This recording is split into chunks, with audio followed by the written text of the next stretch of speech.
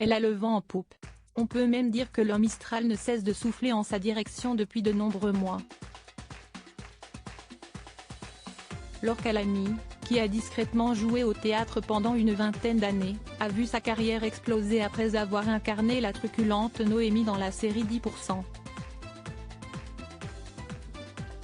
Détentrice d'un César de la meilleure actrice pour son intervention dans Antoinette dans les Cévennes en 2021, la comédienne a tout simplement tourné 25 films en l'espace de 7 ans, dont 3 qui débarquent actuellement au cinéma.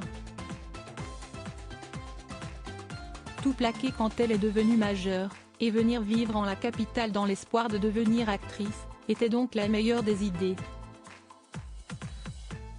Adolescente discrète, Laure Calamy avait eu une véritable révélation. Un cours de théâtre, se souvient-elle dans les colonnes du magazine Madame Figaro.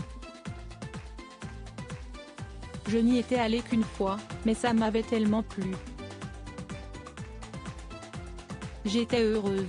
Il aura fallu qu'elle se montre patiente avant de devenir l'un des visages les plus présents du cinéma français. Pour autant, le succès, la gloire, rien ne semble lui monter à la tête. Elle mène, au contraire, un quotidien très modeste, sans eau ni lumière, dans son mazet des Cévennes, avec son compagnon, guide de montagne de profession. Pas étonnant qu'elle ait autant cartonné dans le long-métrage signé Caroline Vignal.